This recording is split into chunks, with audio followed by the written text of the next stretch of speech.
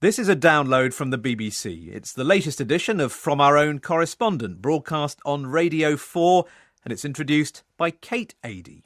Hello. Today, every mother's nightmare. American children are told what to do if a gunman opens fire in their school. A princess appears in court. The Spanish royals wonder if they can come back after an annus horribilis. We're in China learning that Jewish and Confucian culture have much in common, and in Denmark, where the robots have arrived at an old people's home. But don't worry, they're only allowed out at night. The mass murder which took place at the Sandy Hook Elementary School in Connecticut 2 years ago may not have resulted in tougher gun controls, but it did lead to security being stepped up in schools across the United States.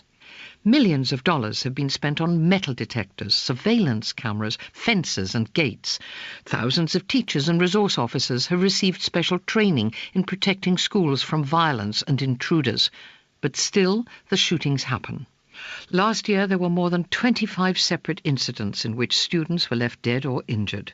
On 2 occasions in the last 3 months alone, those pointing the guns were boys aged just 12. So, safety drills are now almost as common in American schools as fire drills, as Laura Trevelyan, herself a parent in New York City, has been finding out. My 7-year-old is a chatterbox, and as the youngest of 3 boys, he's always keen to be heard. Little in his life goes unreported. Every day has a banner headline. So he couldn't wait to tell me about the safety drill he and his classmates had practiced that morning. "It's in case someone has a bad day," Ben announced with gravity. "We huddle with our teachers and keep quiet until the danger outside has gone away," he said matter-of-factly. "There's no danger inside," he explained for emphasis, gazing intently at me with his big blue eyes.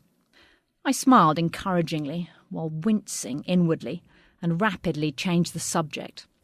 The thought of my children learning how to behave in case there's a gunman on the rampage is deeply unsettling. But for schools across America, the lockdown drill has become a grim necessity. Although statistically, the number of school shootings in the US has remained steady since the mid-1990s, they are a disturbing reality of American life. Since September, there have been 11 school shootings, and that doesn't even include shootings on college campuses. In Nevada and New Mexico, 12-year-olds have threatened their classmates with guns. In Nevada, the maths teacher who confronted the middle school shooter last November was himself shot dead. The most chilling school shooting of all was just before Christmas in 2012.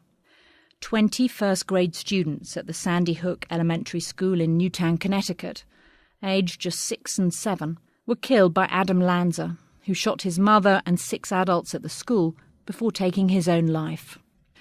The scale of this shooting was so horrifying, and the age of the children so heartbreakingly young, that it led to a push for national gun control, which ultimately failed to get through the US Congress. I reported on the aftermath of the Newtown shootings, one of the more painful assignments of my career. Christmas trees for the 20 dead children lined the street by the school.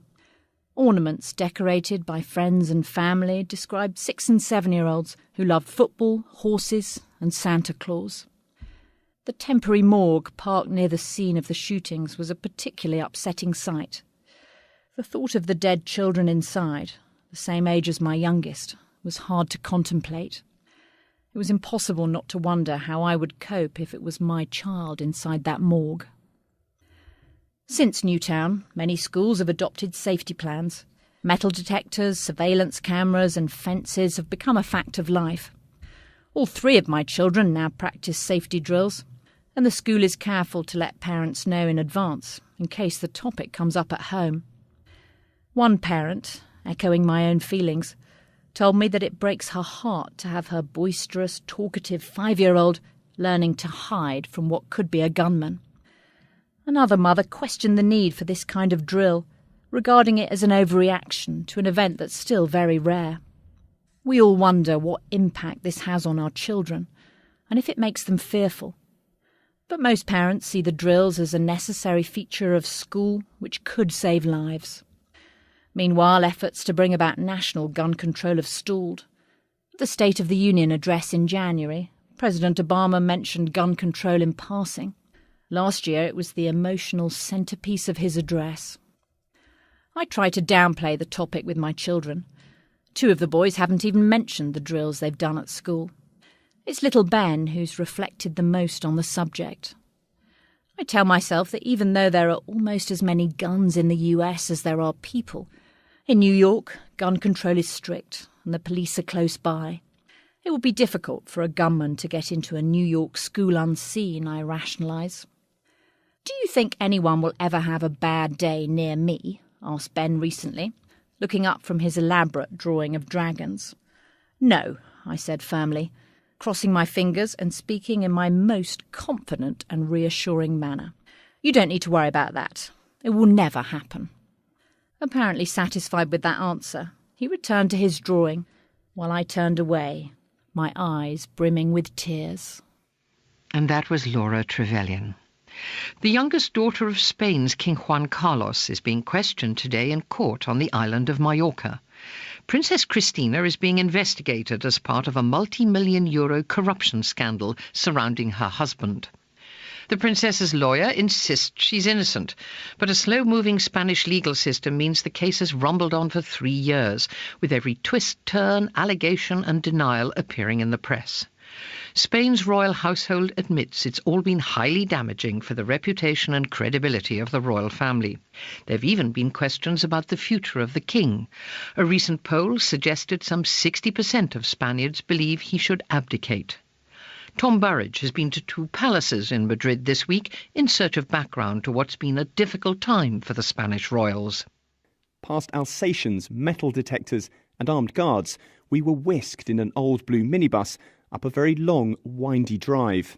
And as we drove through the arid, tree-scattered grounds of the Zarzuela Palace, I spotted some deer. It made me think of King Juan Carlos's trip to Botswana, the self-inflicted low point of a very difficult 2 years for the Spanish monarch. Back then, he didn't have Bambis in his sights, but to the shock of most people in Western Europe, he was shooting elephants. The timing couldn't have been worse, as at that point there was an acute sense of economic crisis in Spain. Perhaps there should have been sympathy when the king fell and fractured his hip while in Botswana. But instead he was forced into a public apology, and then further embarrassment, when an alleged affair with a German princess, also present on the holiday, got more coverage in the Spanish press. Nearly 2 years on from those events, the sense of crisis at Spain's royal household has not gone away. And today the media is full of the corruption scandal surrounding the king's son-in-law and his wife, the king's youngest daughter, Christina. I'd come to the palace to attend a briefing on the subject for foreign journalists. Smartly dressed waiters served milky coffee. An American colleague pocketed a couple of royal sugar sachets. They were for his Spanish mother-in-law, he told me. The themes of the briefing confirmed much of what we already knew, or at least we thought we knew. The popularity of King Juan Carlos has fallen significantly in recent years. The corruption scandal surrounding the king's son-in-law and now hovering over the king's daughter has damaged the reputation and credibility of the royals. And then there's the question which is mentioned more and more. Might the king now abdicate? Pure hypothesis, we were told, and such a decision would be a personal one for the king. No decision had been taken. Just 2 days later, I found myself in another royal residence. This time it was the appropriately named Royal Palace in Madrid, where in fact the royals do not now live. It's a place tourists can visit, but not on days like this one, when the king takes part in an annual ceremonial event. Today the palace comes complete with pike-wielding royal guards, traditionally dressed in red, white and blue, with black pointed hats and white capes, which look like they could swallow them up. The royal household knows it has to rebuild the image of King Juan Carlos, who not so long ago was praised in the Spanish media and adored by the public, partly for his role in uniting Spain as the country moved from being a fascist dictatorship to a modern European democracy. At the last similar event at this palace at the beginning of the year, things had not gone well. Then the now 76-year-old king, already physically in bad shape after several recent operations, had struggled to read his speech. This week he was talking to a room full of foreign Madrid-based diplomats in the palace's fresco-ceilinged Hall of Thrones, with its humongous chandeliers, magenta carpet and gold-framed mirrors. I saw the chargé d'affaires of Indonesia in his black square-sided hat, taking a photo on his smartphone of the chargé d'affaires from Mozambique and the representative from Oman, resplendent in his country's traditional dress, with a bright green turban and a black and golden gown. As the king walked slowly in, with a stick in one hand and supported by a member of the Spanish military on the other, the Spanish journalists went up like meerkats on their tiptoes. They were trying to work out if the king's mobility, which has stopped him travelling abroad recently, had improved. The truth was not by much. His fairly red face showed each step was a struggle. And yet King Juan Carlos read his foreign policy speech, in which he talked of the importance of the European Union and the need to end the conflict in Syria, with a steady, assured voice. Spain's royal household obviously hopes the scandal casting a shadow over the royal family will soon recede, and they believe the king's popularity can be restored. They tell us that by this spring he will become more mobile. Some subtly drop guarded comparisons with another European monarch into the conversation. 2 and a bit decades ago, Queen Elizabeth had her self-proclaimed annus horribilis. The polls now show Britain's Queen enjoys record support from her public. And that's a place King Juan Carlos would again like to be, in a few months or years' time. Tom Burridge in Madrid. Now, correspondents working in the Sri Lankan capital, Colombo, need to be a hardy bunch, but even they were shocked at the news on Sunday. One of their most prominent and respected colleagues, Mel Gunasekara, was stabbed to death in her home while her family were out at church. Unlike many other acts of violence against journalists on the island, this one appears not to have been politically motivated. The police say they arrested a suspect who killed Mel Gunasekara after breaking into the house to burgle it. Charles Haviland says that her killing has led to much comment in Sri Lanka about how society there has been brutalised by years of violent conflict. To wake up to the news that a friend has been murdered is shocking. My own distress and horror at the sudden ending of Mel Gunasekara's life is shared by hundreds of others in Colombo, her loving family and her many friends, including fellow journalists. Many can't believe she is no longer with us. Thanks to the internet, there have been many tributes for a woman who was good-humoured and irreverent, who helped others, who loved keeping dogs, driving fast cars, and singing choral music. You expected her to outlive you and just be there, one friend of the 40-year-old Mel wrote. In a country where many journalists are browbeaten and censor their own work, there is a dogged core of excellent and unassuming reporters, many of them women, and she was one. She had founded the Lanka Business Online website before working for the French agency AFP and then going freelance. She did not write polemics, but she did her job well and thoroughly. The large numbers who attended her funeral in a Catholic church and a tranquil corner of the city cemetery showed how many people cherished her. In the reactions and tributes there is also a palpable sense of anger. It is anger at what people see as the low value now accorded to human life here. Life is precisely what has become worthless in our troubled land, said a broadcaster and writer close to Mel, Nalaka Gunawardena. Life today is so cheap it can be snapped away at the slightest provocation, or even without any, he wrote. He put this trend down to what he called Sri Lankan society's indifference and denial when faced with violent acts. The violence here is not the worst in the world, but you do see daily and distressing accounts of death in the newspapers. Last month there was a report of a woman who worked in a nightclub being burned to death in her house in Colombo. Around the same time, a boy was crushed to death at school in an accident involving a grass roller. Rather longer ago, a video emerged of members of the police chasing a mentally ill man into the sea in Colombo and drowning him while beating him. It was filmed by an onlooker. The list seems endless, but the incidents are reported once and then, it seems, almost forgotten about. Often the victims are women or children. There are many incidents that don't get into the newspapers, such as human rights campaigners' allegations of regular torture in police stations. Amantha Pereira, a journalist friend of mine who is lamenting Mel's death, agrees with those who say the value of life in Sri Lanka is being eroded. Violence, he told me, has been relegated to a numbers game, like reporting a cricket match. Along with many others, he attributes this brutalizing effect to decades of violent conflict here. In the late 1980s, a leftist insurgency by a Sinhalese guerrilla group, the JVP, and its crushing by the state, caused tens of thousands of deaths and disappearances, right on the doorstep of people all over Colombo and the south of the country. We saw bodies burning everywhere, Amantha recalls, as does anyone else who lived through that time. He feels that gave an impetus to the devaluing of human life. In parallel, of course, the state's war with the Tamil Tigers was developing, and that conflict and its exceptional violence fed the same trend. Denial and indifference are still factors today, and while much of the violence is non-political, there's a disturbing feeling, widely echoed, that some criminals get political protection. And violent thuggery is central to political life here. The sense of having a brutalized society is not unique to Sri Lanka. In years of reporting from this region, I have seen it in other war-racked nations, Nepal, Pakistan and Afghanistan, but also in India. That country is for the most part at peace, but much violence there is inherent in society, in the rigid social hierarchy of caste and sexual discrimination.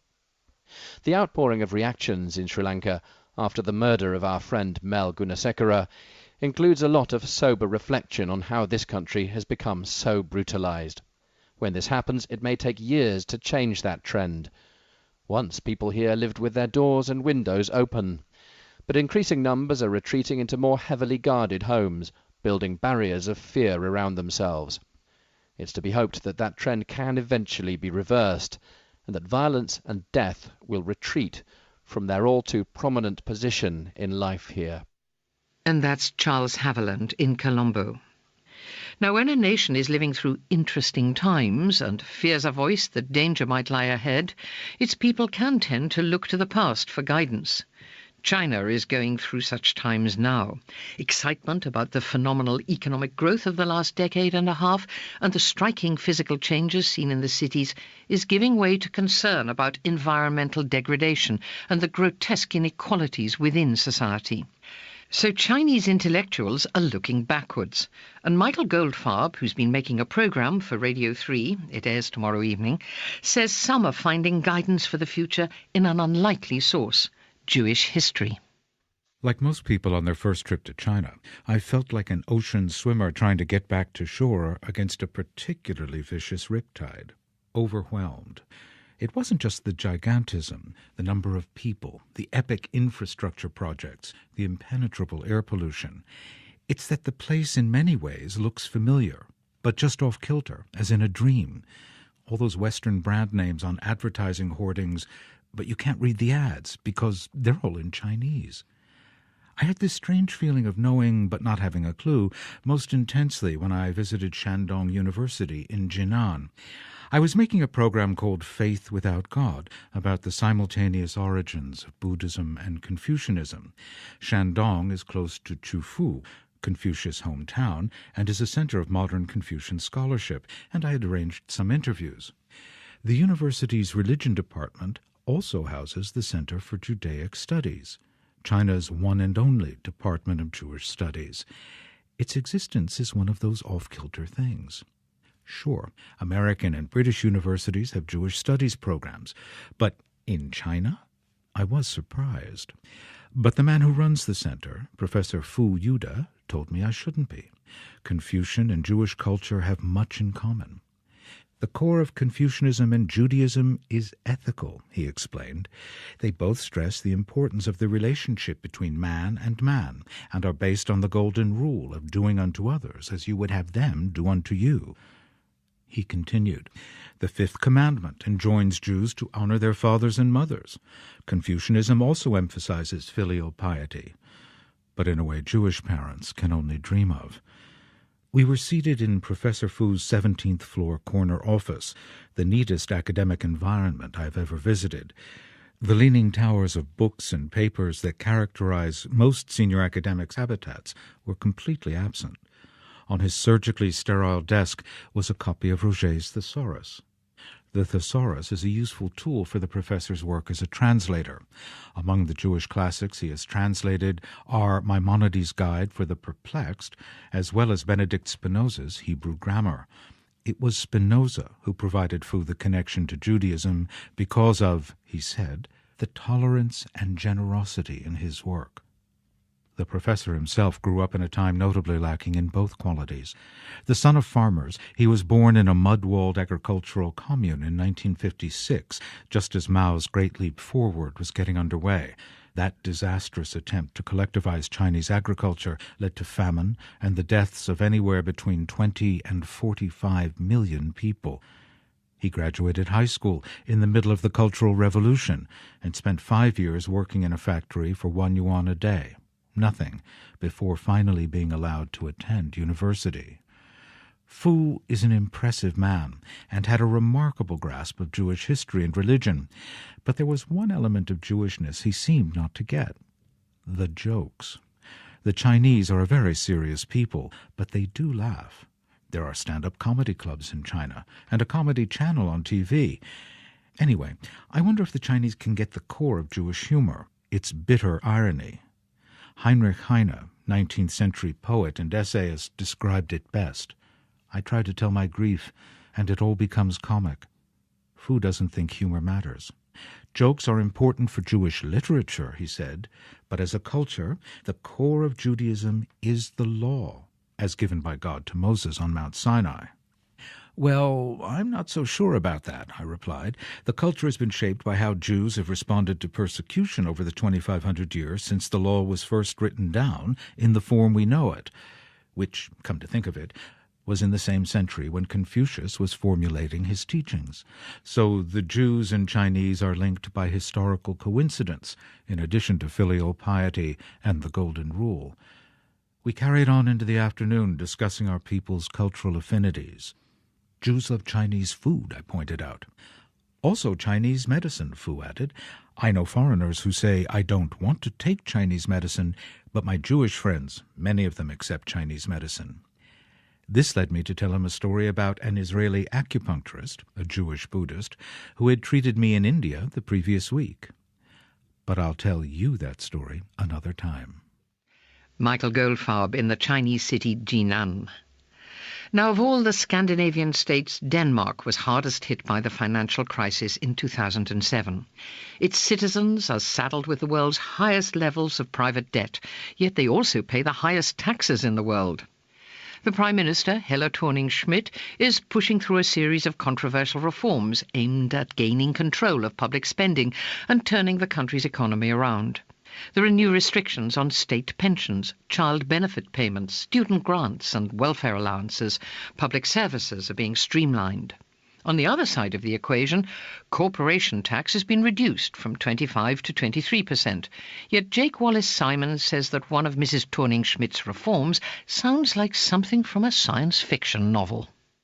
Thursday found me in an old age home in central Copenhagen, in the company of a woman and a robot. It was raining outside, and I was soaked up to the knee. The thermostat was cranked right up, and I feared that I was about to steam. The robot, one of 5 currently in use at the old age home, seemed to be peering at me inscrutably. I began to feel self-conscious. These machines were introduced by the government last year as a test, said Anna Vestergaard, the deputy director of the state-funded Rosenberg-Centret retirement home. Before, the government was paying for an army of cleaners to go into every old person's house in the country and every retirement home. It cost a lot of money. So now the robots take on some of the cleaning, and the rest can be done by the old people themselves or by their families. If, so far, your mind has conjured images of a sort of Nordic C-3PO, I apologise. These machines are not in the least anthropomorphic. They are squat, disc-shaped and about the size of a salad bowl. When they are switched on, they sense where the obstructions are in the room and buzz about, sucking up dirt until they are told to stop. They've been a great success here, said Anya. We first started using them in the old people's bedrooms, but they kept falling over them. So now we just use them to clean the halls and the communal spaces in the night when everybody is asleep. They're a great help. The initiative has proven highly controversial in Denmark. there are those who are concerned that the general risk of social isolation amongst the elderly would increase if people began to be replaced by machines. They're also worried about the number of human cleaners who would be turned out of their jobs. Others, however, have hailed the measure as a great efficiency. They argue that society can fill the gaps. If a voluntary programme of visitors was introduced, the elderly would not get lonely even when surrounded by machines. Indeed, they may even value the privacy. In a bedroom off the main corridor, I met a 79-year-old former academic with an impressive candy floss beard. Colourful contemporary paintings hung on every wall and books were piled up everywhere. Elderly people should not have to rely on cleaners for companionship anyway, he pointed out cheerily. That wouldn't say much about our society. I have family and friends, so if a robot wants to clean my floor, that's no problem. He leaned forward confidentially. But I wouldn't want it touching my books. Overall, Denmark has not lost its status as one of the most fiscally liberal countries in the world. Nevertheless, the recent programme of public spending reforms marks a dramatic swing to the right, and many Danes worry that their country is beginning to lose its identity. At the same time, however, they are resigned to the fact that something needs to be done to address Denmark's economic woes. The appearance of robots on the floor is not the only sign of change in the Rosenborg-centric retirement home. New government measures were introduced in January that aimed to cut the burden of bureaucracy and streamline working methods. Whereas new residents used to have to be assessed individually to establish their care needs, now they are automatically allocated 182 minutes of care per day, with more available upon special application. Anya feels tentatively positive about the changes. If it leaves the nurses more time to nurse and saves the government money at the same time, I think it will be nice, she said. But we are still getting used to the new system. I'm not sure how it'll work. One measure has worked very well, however. In her New Year's speech, the Prime Minister suggested that the elderly could play a greater role in their own care and help with domestic chores. They've started to clean up their own dinner plates, said Anya. It's only a small thing, but it's made a huge difference. We finished our conversation and stepped out into the hall. Anya placed the robot on the floor, pressed some buttons, and off it went. There was a sense that, like it or not, this was the future, trundling off along the carpet. Jake Wallace-Simons in Denmark. And it'll be a little while yet, I think, before the robots take over from our own correspondents. More from them, the human ones, that is, on Thursday and Saturday of next week. Do join us. Goodbye. Intently at me with his big blue eyes. I smiled encouragingly, while wincing inwardly, and rapidly changed the subject. The thought of my children learning how to behave in case there's a gunman on the rampage is deeply unsettling. But for schools across America, the lockdown drill has become a grim necessity. Although statistically, the number of school shootings in the US has remained steady since the mid-1990s, they are a disturbing reality of American life. Since September, there have been 11 school shootings, and that doesn't even include shootings on college campuses. In Nevada and New Mexico, School in Connecticut 2 years ago may not have resulted in tougher gun controls, but it did lead to security being stepped up in schools across the United States. Millions of dollars have been spent on metal detectors, surveillance cameras, fences and gates. Thousands of teachers and resource officers have received special training in protecting schools from violence and intruders. But still, the shootings happen. Last year, there were more than 25 separate incidents in which students were left dead or injured. On 2 occasions in the last 3 months alone, those pointing the guns were boys aged just 12.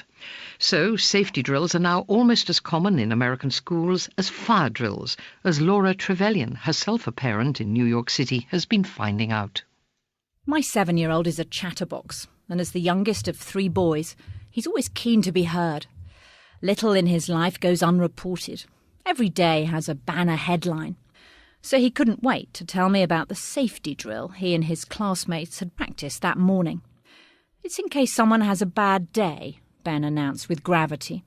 We huddle with our teachers and keep quiet until the danger outside has gone away, he said matter-of-factly.